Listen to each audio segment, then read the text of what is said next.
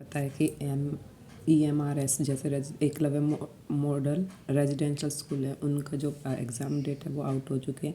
फिर भी mostly candidate तैयारी कर रहे होंगे। फिर भी एक ये होता है कि भी आप कौन सा सब्जेक्ट है वो कितने मार्क्स का आएगा, कितने 3 आवर्स का। देखिए आपको इन्फॉर्म कर देते कि 3 आवर्स का क्या रहेगा, आपका टाइम रहेगा। उसके अंदर 150 मार्क्स का आपका क्या रहेगा, सिलेबस रहेगा, जो क्वेश्चन रहेंगे। और 1 क्वेश्चन है वो 1 मार्क्स का रहेगा। और एक बात और भी ध्यान दीजिए कि इसके अंदर आपका नेगेटिव मार्किंग भी इंक्लूड है, वो आपकी रहेगी। नेगेटिव मार्किंग वो कितने की आपकी है, 0.25 की। ठीक है, अगर आपने 4 कंटिन्यू क्वेश्चन रॉन्ग कर दिए तो एक आपका ये चलेगा।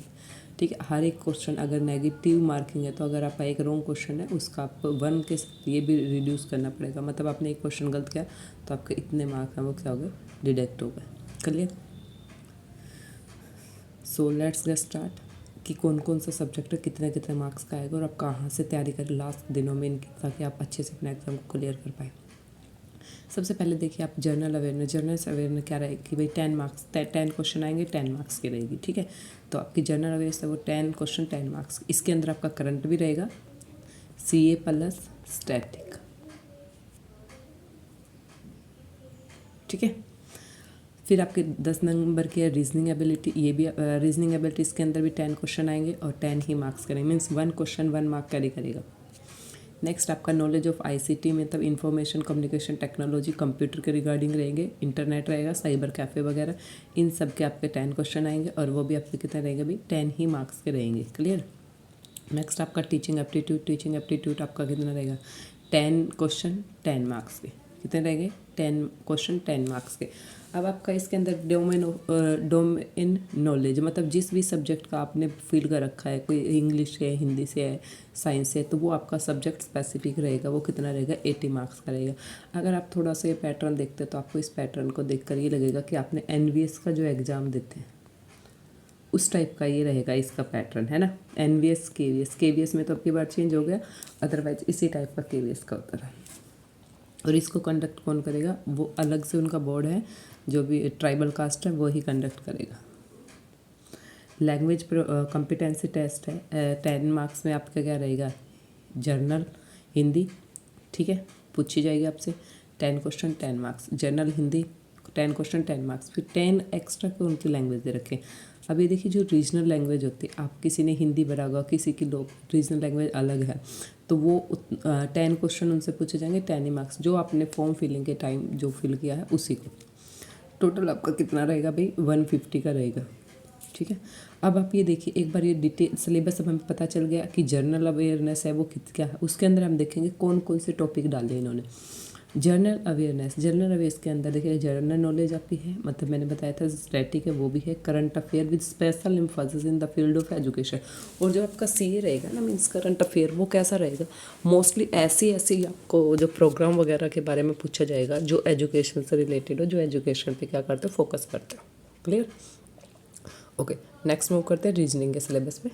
रीजनिंग का सिलेबस, रीजनिंग एबिलिटी में क्या रहेगा आपका, पजल रहेगी, puzzle puzzle and sitting arrangement एक ही कंपाइल्स को कंबाइन कर दी इन्होंने। और फिर डाटा सफिशिएंटी है, मतलब कुछ आपको एक स्टेटमेंट दे दी, फिर दो और दे दी, फिर आपसे पूछेगा कंक्लूजन। दोनों आपको पढ़ के मतलब क्या इस एक से ही काम चल सकता था, दोनों दूसरी एक्स्ट्रा है या दोनों ही जरूरी थी, तो इस टाइप से। फिर स्टेटमेंट बेस्ड क्वेश्चन रहेंगे आपके। वर्बल रीजनिंग में इनइक्वालिटी रहेगी, ब्लड रिलेशन रहेगा, सीक्वेंसेस एंड सीरीज है, डायरेक्शन टेस्ट है, एसेशन एंड रीजन है, वेन डायग्राम है। मीन्स ज़्यादा देखिए ये आपका सारा का सारा क्वेश्चन कहाँ से है, जो बैंकिंग के आते हैं ना, बैंक वाली का थोड़ा सा लेवल हाई होता है, लेकिन उसी टाइप का ये रहेगा आपका, बैंकिंग रीजनिंग है ना, उस टाइप की। ठीक है, नेक्स्ट देखते हैं जर्नल इंग्लिश में आपसे क्या क्या पूछा। जर्नल इंग्लिश में आपसे वर्ब है, वर्ब इसके अंदर मॉडल हो गया, अक्सर रहेगा सारी टाइप की वर्ब जो होती है आपकी। Sentences, voice, subject verb agreement, article, comprehension, fill in the blank. Next fill in the blank के बाद देखिए आपसे पूछा जाएगा adverb, error correction, sentence rearrangement, unseen passage, vocab, antonym, synonyms, grammar में। और फिर आपसे पूछा जाएगा इडियम एंड फ्रेजेस। ठीक है, वन वर्ड सब्स्टिट्यूशन इसमें दे नहीं रखा तो नहीं पूछा जाएगा। नेक्स्ट देखिए फिर आपके है जर्नल हिंदी। जर्नल हिंदी के अंदर क्या क्या है भाई?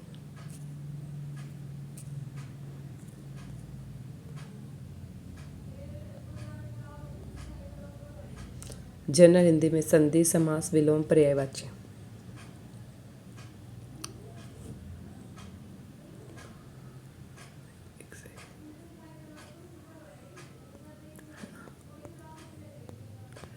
फिर आपका है उसका, इसमें बाकी और भी है हिंदी के अंदर, वाक्य शुद्धि है, सेंटेंस के बारे में है, कोई भी कारक वगैरह, ये सारा आपका आ जाएगा। अब आपका है आईसीटी। आईसीटी के अंदर क्या क्या है? आईसीटी, आईसीटी में आपका फंडामेंटल्स ऑफ कंप्यूटर सिस्टम के बारे में पूछा गया, basic operation, basis of operating system के बारे में पूछेंगे, एमएस ऑफिस कंप्लीट की, शॉर्टकट की एंड उनका यूजेज पूछा जाएगा।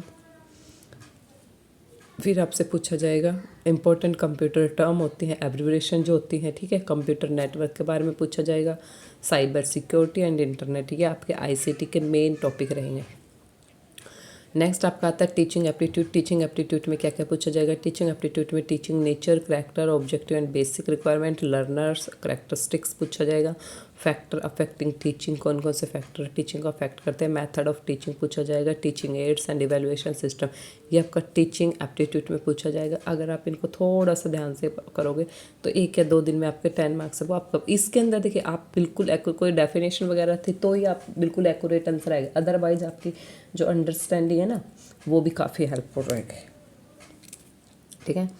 नेक्स्ट आपका experiential activity based pedagogy and case study पूछा जाएगा। एनईपी तो पूछा जा रहा है 2020 वाली।